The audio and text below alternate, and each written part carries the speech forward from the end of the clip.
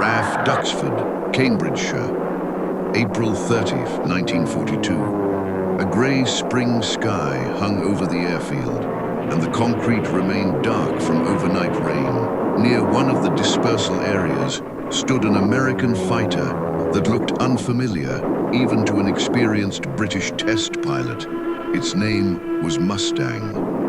Ronald Harker, 32-year-old Rolls-Royce test pilot, had been asked to fly it and give an independent opinion. He knew the Spitfire, the Hurricane, and many other British military aircraft.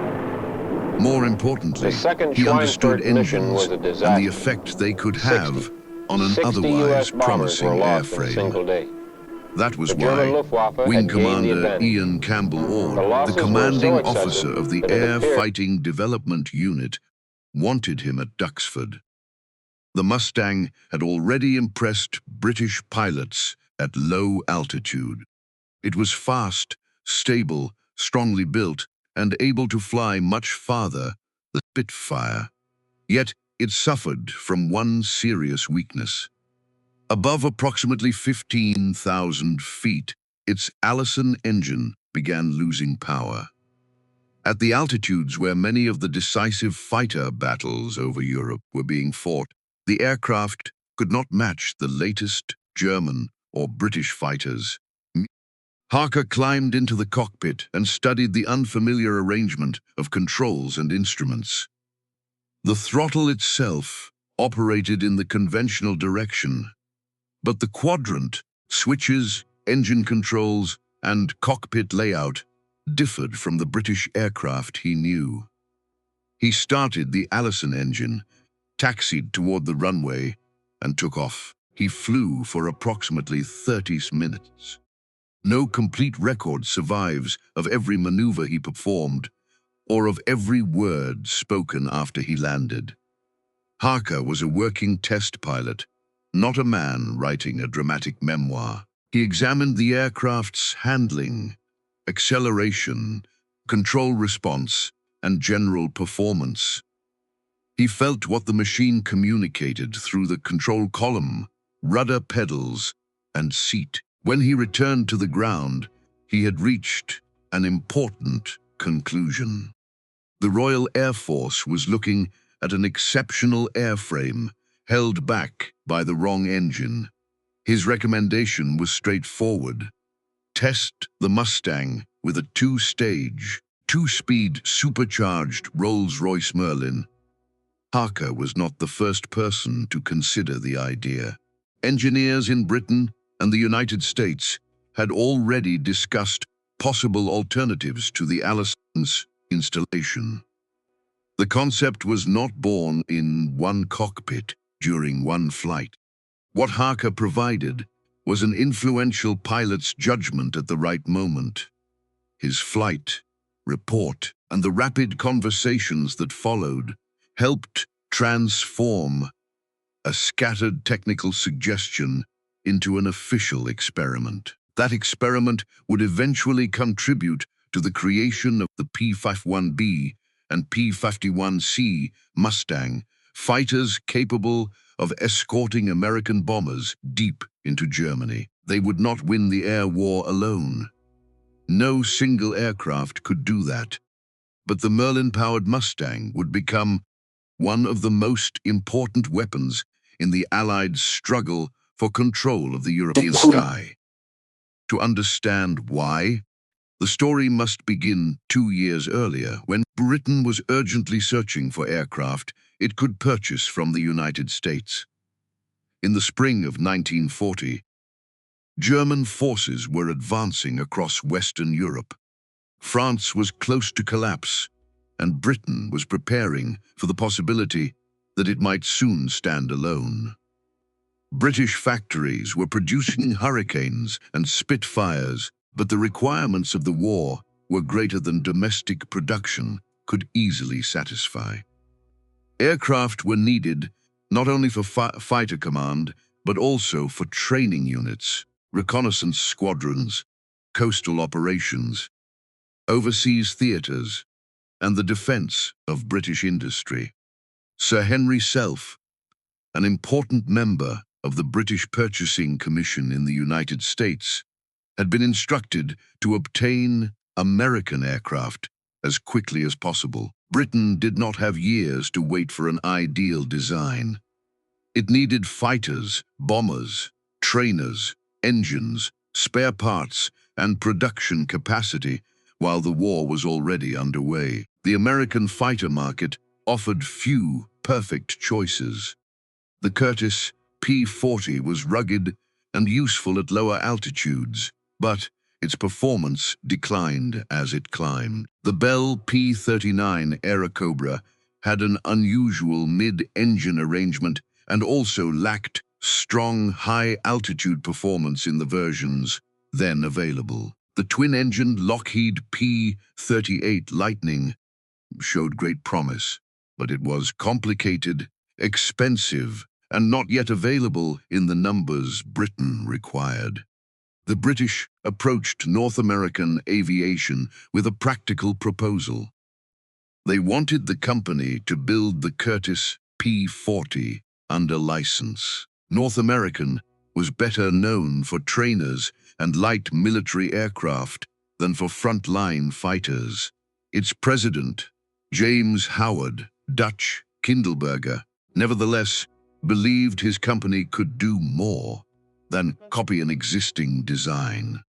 He argued that preparing the factory to manufacture the 4040 would take almost as much time as creating a new fighter and establishing a production line for it. Kindleberger made an extraordinary promise.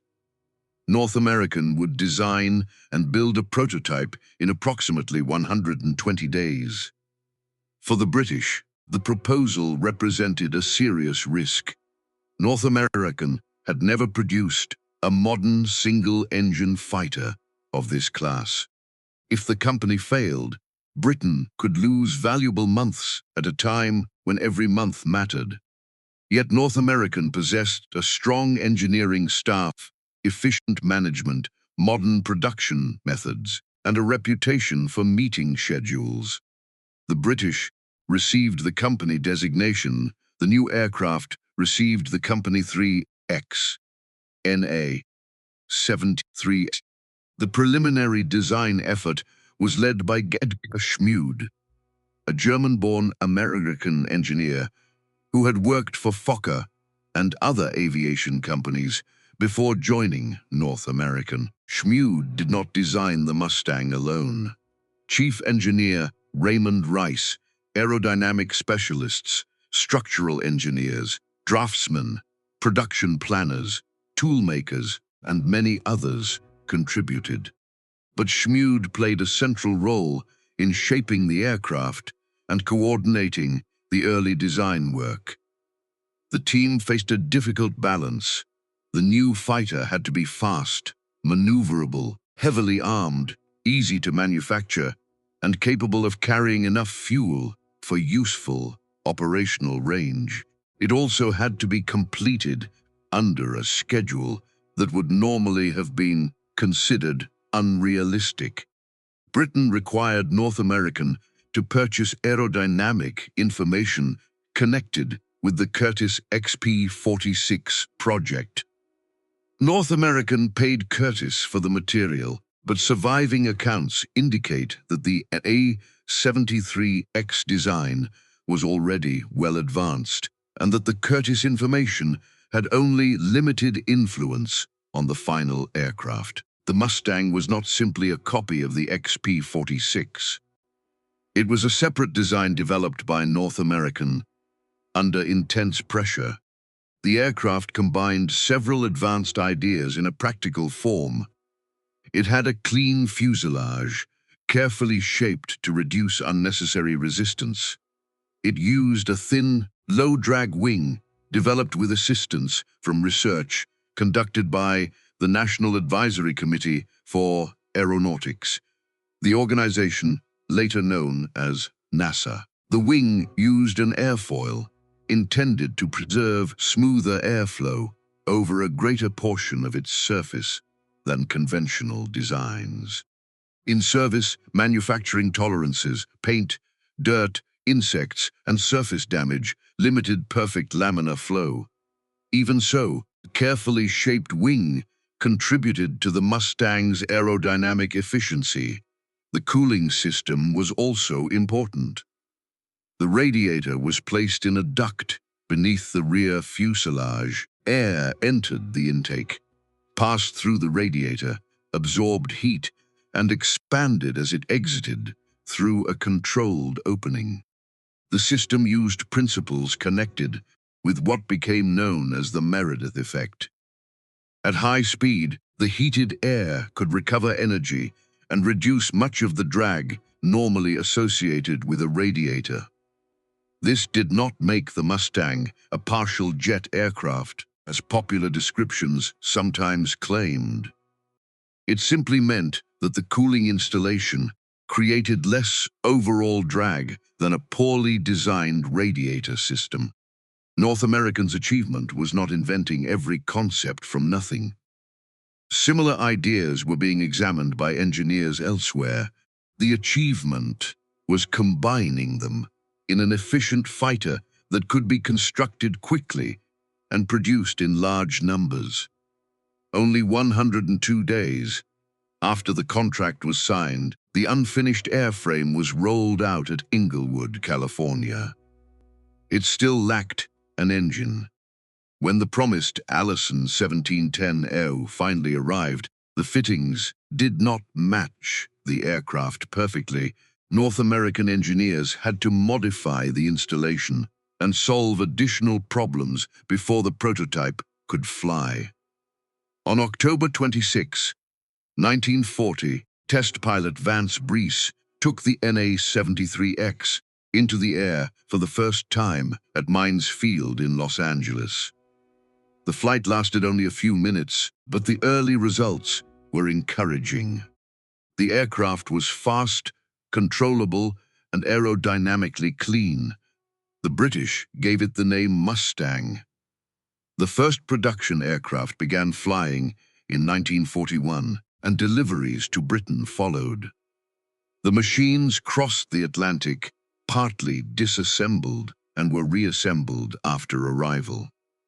In early 1942, RAF squadrons began receiving Mustang Mark Is, replacing some of the Curtiss Tomahawks used for reconnaissance and Army cooperation duties. At low altitude, the Mustang was excellent. It was fast, steady, strongly armed, and able to travel farther than most contemporary single-engine fighters. The cockpit and systems differed from British practice in several ways, but pilots could adapt. The aircraft provided good forward visibility, a strong structure, stable gun platform, and the ability to operate effectively over northern France. Its weakness came from the engine installation. The Allison V-17 was a reliable and capable liquid-cooled engine, but the versions used in the early Mustang had a single-stage, single-speed supercharger. An aircraft engine needed oxygen to burn fuel. As an airplane climbed, the air became thinner. Supercharger compressed that thinner air before sending it into the engine. The Allison installation could maintain useful power at lower and medium altitudes, but it could not preserve the same performance once the Mustang climbed much higher. Above approximately 15,000 feet, power began declining rapidly. By 20,000 feet, the aircraft had lost much of the advantage it possessed closer to the ground. This did not mean the Allison was a badly designed engine. It performed well in the roles for which it had been configured. American industrial policy had directed much of the available turbo-supercharger production towards strategic bombers and selected priority aircraft. Export fighters and aircraft intended for lower altitude work often used simpler systems. The RAF therefore did not adopt the Mustang Mark I as its primary high-altitude interceptor. Instead, it went to Army Cooperation Command and tactical reconnaissance units. It photographed enemy positions, observed troop movements, attacked roads and railways, and carried out low-level missions over occupied Europe. On May 10, 1942, a Mustang of No. 26 Squadron carried out the type's first RAF combat mission. Flying Officer G.N. Dawson crossed the English Channel and attacked a train near Burke on the French coast. It was a modest beginning, far removed from the later image of Mustangs escorting heavy bombers over Berlin. Yet, these early missions demonstrated something important. The Mustang could cross the Channel, spend useful time over enemy territory, and return with fuel remaining. It had substantially greater range than the Spitfire and performed exceptionally well close to the ground. The problem was not the basic airframe. The problem was that its engine could not maintain full power at the altitudes required for strategic escort and high-level air combat. At Duxford, Ian Campbell Ord and the Air Fighting Development Unit studied the aircraft carefully. The unit's purpose was not simply to accept official descriptions or manufacturer claims. It tested aircraft under realistic conditions, compared them with other types, studied their strengths and weaknesses, and developed methods for combat use. The reports on the Mustang were mixed. The decline in performance at altitude was undeniable, but its speed and efficiency lower down were equally difficult to ignore. Harker worked for Rolls-Royce, the company producing the Merlin engine. The newest Merlin versions used a two-stage, two-speed supercharger that allowed the engine to maintain power far above the altitude where the Allison installation began to weaken. Similar engines were being prepared for improved Spitfires. After flying the Mustang on April 30th, Harker submitted a report dated May 1, 1942. He described the Mustang as a formidable low and medium altitude fighter and noted that its performance compared favorably with the Spitfire when similar power was considered. He recommended testing the aircraft with the Merlin 61 or a related two-stage engine. Harker's report contained one incorrect statement, suggesting that the Mustang had been designed by a former Messerschmitt engineer. Edgar Schmude had never worked for Messerschmitt. The error later became part of the mythology surrounding the aircraft, but it had no effect on the technical value of the recommendation. Harker discussed the idea within Rolls-Royce. Ray Dorey, who led experimental flight testing at Hucknall, and other engineers examined how a Merlin might be fitted into the American airframe.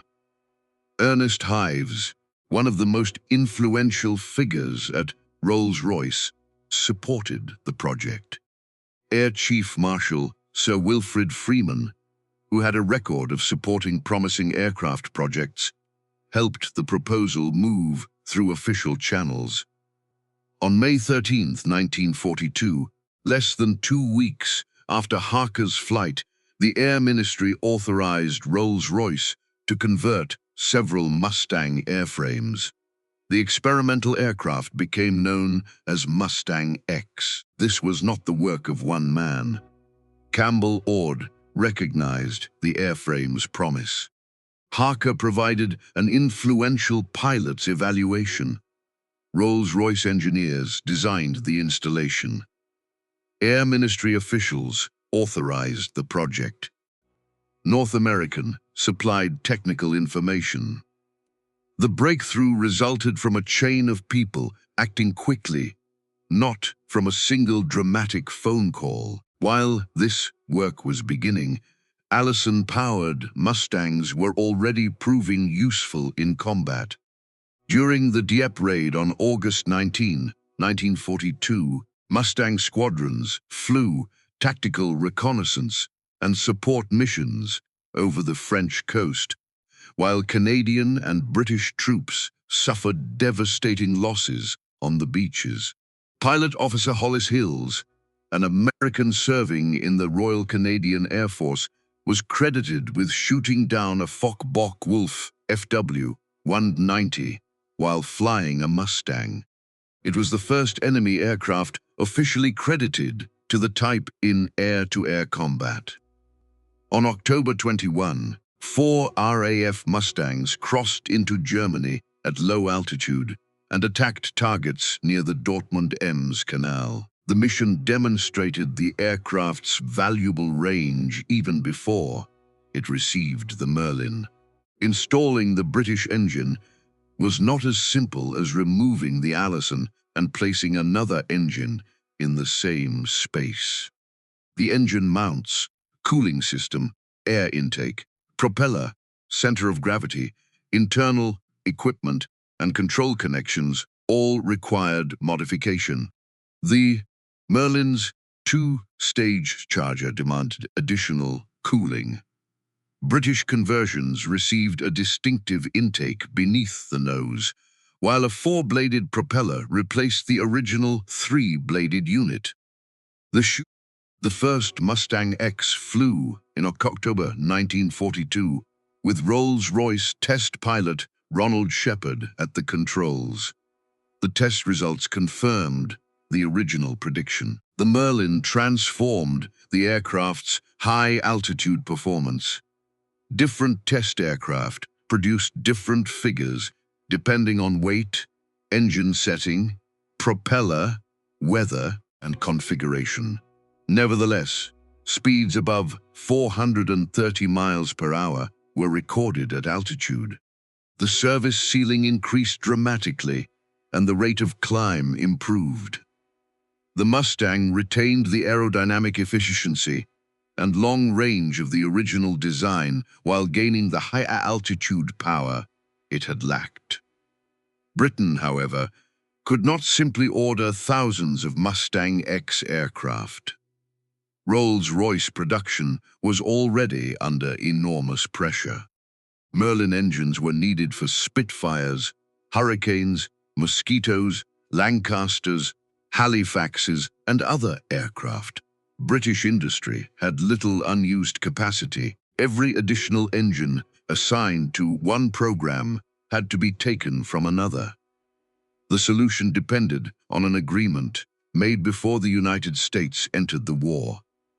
In 1940, the Packard Motor Car Company had agreed to manufacture the Merlin under license. The original purpose was partly to support British requirements and expand production beyond the limits of Rolls-Royce factories. Packard engineers adapted manufacturing processes for American industrial methods while preserving the essential design and performance of the British engine. In American service, the Packard-built Merlin became the V1650.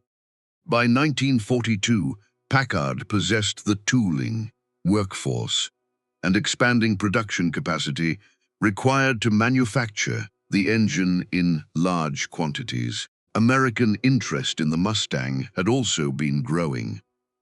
The United States Army Air Forces had tested early examples and ordered Allison-powered versions, including the A-36 dive bomber and reconnaissance models. The Americans had not completely ignored the Mustang. However, the aircraft had not yet become central to their fighter strategy. Several people helped change that. North American engineers understood the potential of combining the airframe with a better supercharged engine. British test results demonstrated what the aircraft could achieve.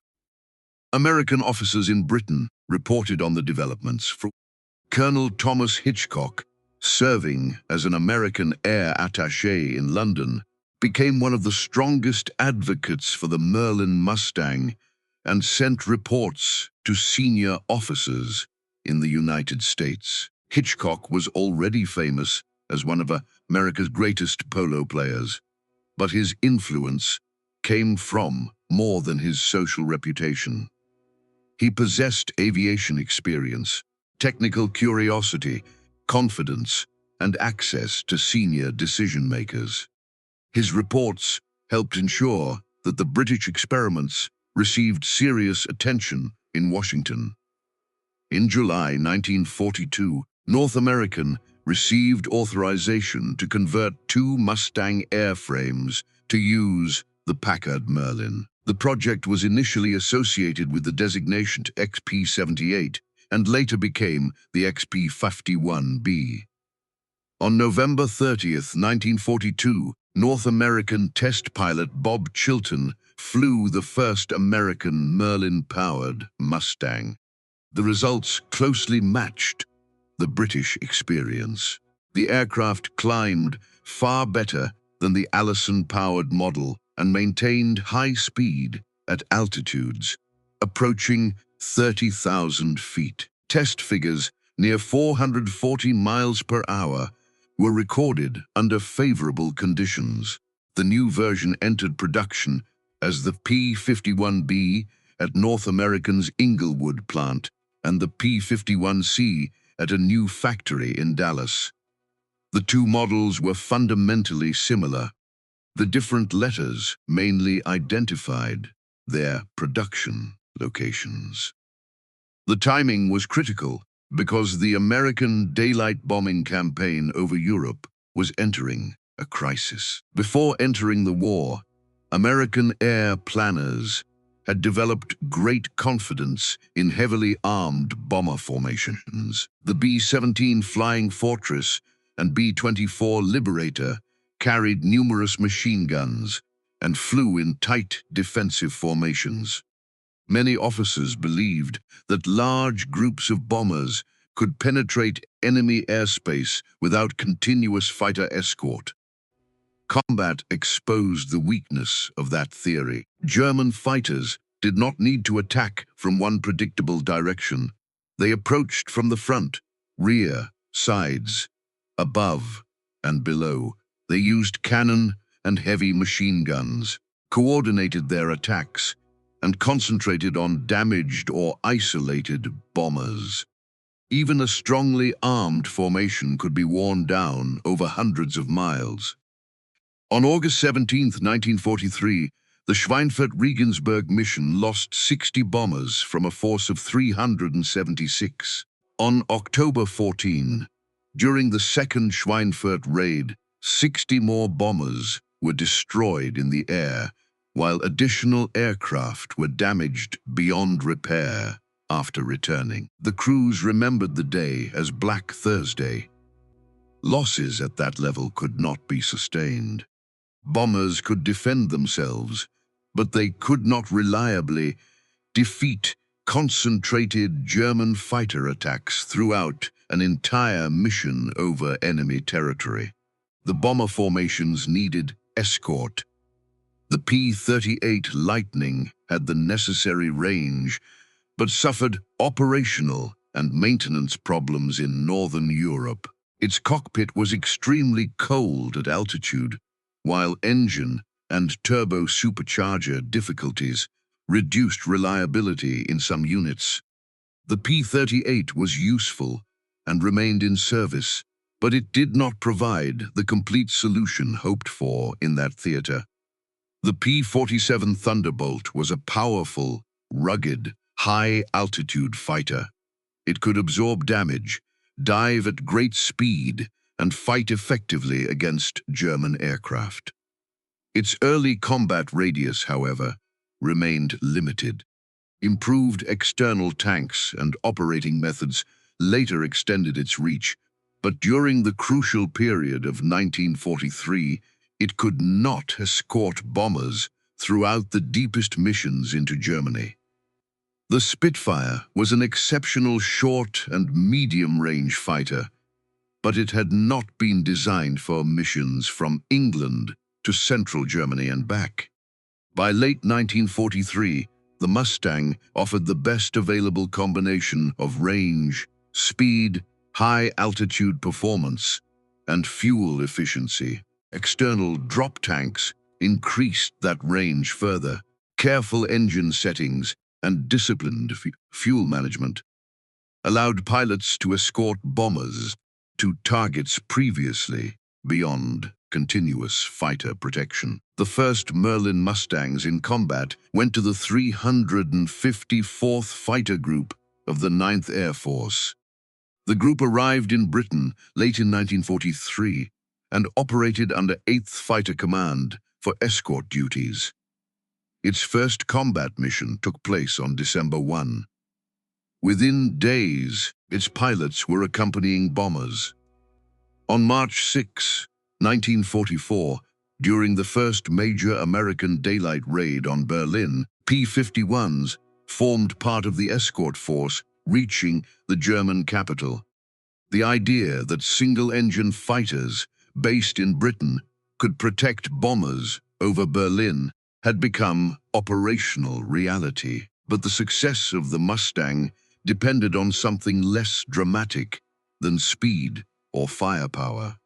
It depended on fuel management. A fighter could have an impressive maximum range on paper and still fail as an escort if pilots did not know exactly how to use every gallon. Long missions over Germany required strict procedures.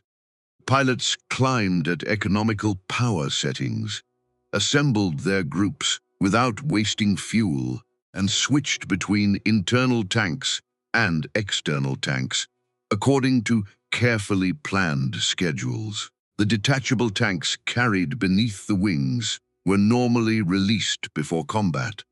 Keeping them attached created drag, reduced speed, and limited maneuverability. Dropping them too early, however, could leave a pilot without enough fuel to return to Britain. Dropping them too late could place him at a disadvantage if German fighters appeared suddenly. Fuel management became a combat skill. A pilot had to watch his gauges, maintain formation, follow radio instructions, search for the enemy, monitor the bombers, and continuously calculate whether he had enough fuel to fight and return across the North Sea or English Channel. The additional 85-gallon fuselage tank behind the pilot extended the range of later P-51B and P-51C aircraft, but it also affected the Mustang's balance when full. For the opening part of a mission, the additional weight behind the cockpit could make the aircraft less stable and more difficult to maneuver aggressively. Pilots were instructed to use fuel from that tank early, reducing the rearward weight before reaching the most dangerous areas. These operating procedures created in a single office. They developed through factory tests, combat experience, engineering changes, squadron reports, and the accumulated knowledge of pilots. Flying repeated missions. What worked during a short escort to northern France was not always suitable for a mission to central Germany. Every deeper operation taught the fighter groups more about cruising speed, altitude, formation, weather, navigation, and fuel consumption. Weather presented another serious challenge. A mission might begin beneath low clouds in England, cross a cold and empty North Sea, and encounter clear skies over Germany. Ice could form on aircraft surfaces. Winds at altitude could push formations far from their planned routes. Cloud layers separated fighter groups from the bombers they were assigned to protect. Navigation errors could be fatal. A pilot who became lost over Germany might run out of fuel before reaching friendly territory. Radio direction finding, improved maps, disciplined formations, and experienced flight leaders reduced the danger, but none could eliminate it. Behind every Mustang mission stood hundreds of men who never entered aerial combat. Mechanics worked through darkness, rain, frost, and mud to repair engines, patch bullet holes, replace control surfaces, inspect landing gear, test radios, and prepare guns. Armorers loaded ammunition. Fuel crews filled internal tanks and attached external tanks beneath the wings. Specialists checked oxygen equipment required for flight above 20,000 feet. The Packard Merlin was a powerful engine, but it demanded careful maintenance. Coolant leaks, damaged radiators, fouled spark plugs, or supercharger problems could end a mission before the aircraft reached enemy territory. A Mustang with a skilled pilot but an unreliable engine was only another machine sitting beside the runway. Ground crews often worked on aircraft that had returned only hours earlier. Some Mustangs came back with damaged wings, shattered canopies, jammed landing gear, or holes through the fuselage. If the structure could be repaired, the crews attempted to return the fighter to service as quickly as possible. They understood that every available Mustang might mean another bomber formation receiving protection the following morning. The escort system also required coordination across hundreds of miles. One fighter group did not always remain with the same bombers throughout an entire mission. A group might meet the bombers near the coast. Another might take over deeper inside Europe, and additional fighters could protect the withdrawal. This relay system allowed commanders to use aircraft more efficiently while maintaining escort over greater distances. German pilots learned to search for gaps between escort groups. Allied planners responded by adjusting routes, altitude, timing, and fighter assignments. The battle became a contest, not only of aircraft performance, but also of organization, intelligence, endurance, and planning. The Mustang's range gave Allied commanders more options. Those options became effective only because thousands of people transformed them into a working system. The aircraft carried the pilot into battle.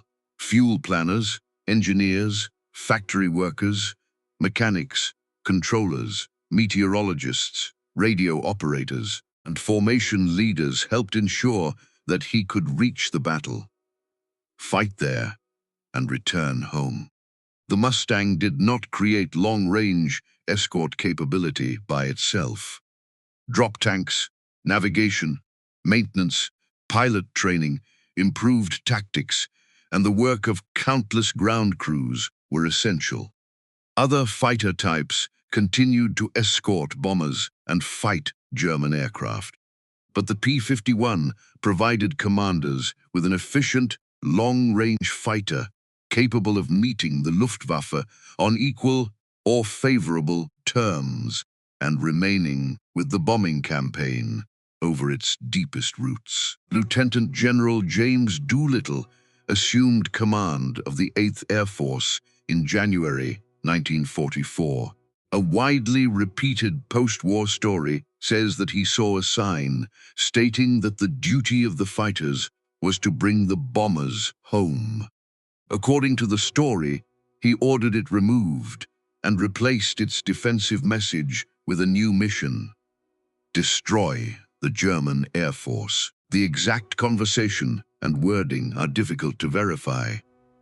The broader policy change, however, was real. Fighter pilots were increasingly allowed to range ahead of bomber formations, sweep the flanks, pursue German aircraft, and attack airfields when circumstances permitted. Escort remained essential, but fighters were no longer expected to remain tied closely to the bombers at every moment. German fighter units had to rise repeatedly to meet the bomber formations. When they attacked the bombers, American escorts engaged them. When they attempted to withdraw, Allied fighters could pursue. German aircraft were destroyed in the air during takeoff and landing, and on the ground. During the opening months of 1944, the Luftwaffe lost hundreds of experienced fighter pilots. Broder estimates that include killed, missing, and wounded personnel approach 1,000 casualties over several months, although totals vary according to the dates and categories used. The importance of these losses extended beyond the numbers. Germany was losing veteran pilots, flight leaders, and instructors who could not be replaced quickly. Fuel shortages reduced the amount of training available to new pilots. Training standards declined. Instructors who should have remained in schools were sent to operational units. Young pilots entered combat with fewer flying hours against Allied opponents who often possessed better preparation, greater numerical support, and increasing tactical freedom. The Mustang was one important element in this system. So were the P-47, P-38, Spitfire, and other Allied fighters. The bomber offensive itself forced the Luftwaffe into repeated battles over Germany. Attacks on aircraft factories, oil plants, railways, transportation centers, and airfields further weakened the German war effort. The struggle also had costs for the Allies. Mustang pilots were shot down, killed, wounded, or captured. Mechanical failures occurred over hostile territory. Some pilots ran out of fuel. Others became separated in bad weather or disappeared over the North Sea. Long range did not remove danger. It carried pilots deeper into it. By June 6, 1944, when Allied forces landed in Normandy, the Luftwaffe could offer only limited opposition over the invasion beaches. That air superiority came from many aircraft, commands, nations, and years of fighting. The Mustang did not make D-Day possible by itself. It did, however, help reduce German fighter force and made large-scale air attacks against the invasion fleet extremely difficult. The aircraft still had weaknesses. Early P-51B and P-51C models offered poor visibility to the rear because of their raised fuselage behind the cockpit. British units sometimes fitted a bulged Malcolm hood to improve visibility. The handling characteristics also changed when the additional fuselage fuel tank behind the pilot was full. The Mustang's liquid-cooled engine remained vulnerable to battle damage. A single bullet through a coolant line or radiator could eventually cause the engine to overheat and fail. Thomas Hitchcock became involved in examining the stability problem connected with the rear fuel tank. On April 18, 1944, he took off in a Mustang near Salisbury, England, during a test flight. The aircraft entered a high-speed dive and broke apart before he could recover. Hitchcock was 44 years old. He died in the aircraft he had helped champion before the complete effect of the Merlin Mustang became clear. The Mustang's transformation also depended on disciplined mass production. A fighter that performed brilliantly as a prototype was useless unless factories could build it repeatedly, mechanics could maintain it, replacement parts could reach squadrons, and pilots could be trained to fly it. Packard, North American, Rolls-Royce, and thousands of unnamed workers turned an engineering idea into an operational weapon on a scale no experimental workshop could have achieved alone. By the final year of the war in Europe, Mustangs were operating in large numbers.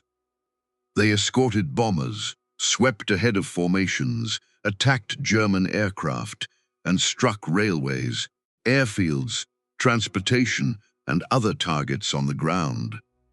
Their long range helped the Allies maintain pressure over an enormous area. Popular history often ends the story with a quotation attributed to Hermann Göring. According to the familiar version, Göring said that when he saw American fighters over Berlin, he knew the war was lost.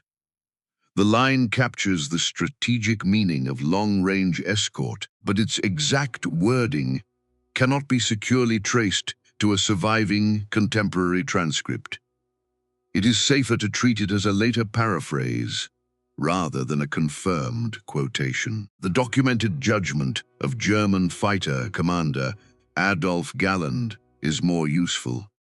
In post-war discussions and interrogations, Galland described the arrival of effective long-range Allied escorts as a decisive development in the collapse of Germany's daylight fighter defense. The Mustang must still be placed within the larger history of the war. The Soviet Union was destroying enormous German forces in the east. Allied bombers attacked industrial production, oil facilities, transportation, and cities. Armies advanced through Italy and France. Naval power protected the supply lines upon which the Western war depended. German strategic mistakes, production difficulties, fuel shortages, and economic weakness all contributed to defeat. No fighter, no general, and no single decision won the European war alone. The Mustang helped solve one of the most dangerous problems facing the American bombing campaign: how to protect heavy bombers far beyond the range of earlier escorts. It allowed Allied fighters to challenge the Luftwaffe over Germany itself. It contributed to the destruction of experienced German pilots and reduced the Luftwaffe's ability to interfere with later Allied operations. It probably shortened the war in Europe, but no responsible historian can calculate an exact number of days, weeks, or months. History does not provide a separate version of the war in which the Merlin Mustang never existed. Ronald Harker never claimed to have created the Mustang. He had not designed its wing system. He had not invented the Merlin. And he had not been the first person to imagine combining the British engine with the American airframe. He flew the Allison-powered Mustang, recognized the quality of its airframe, and gave technical support to an idea that needed official momentum. His report and the discussions surrounding it helped Rolls-Royce and the Air Ministry move quickly enough to prove the concept. Harker remained with Rolls-Royce for many years. He later received an OBE and eventually moved to New Zealand. In old age, he continued to fly when opportunities allowed. He lived long enough to see the Mustang become one of the most celebrated aircraft of the Second World War. The aircraft itself was neither entirely American nor entirely British. Its airframe was designed and manufactured by North American Aviation in the United States. Its low-drag wing drew upon North American and NACA research. The Merlin was designed by Rolls-Royce in Britain and built in Detroit by Packard under license. British engineers demonstrated the value of the combination. American factories mass-produced it. Pilots from several Allied nations flew Mustangs in combat. Sir Henry Self sought fighters for a Britain facing immediate danger. Dutch Kindleberger wanted to win a contract and believed his company could build something better than a licensed P-40. Edgar Schmude and the North American team tried to produce the best practical fighter possible within an extraordinary schedule. Harker performed a professional evaluation. Rolls-Royce engineers tested a promising combination. Hitchcock encouraged American leaders to recognize its importance. Factory workers built the engines and airframes. Mechanics kept them operating.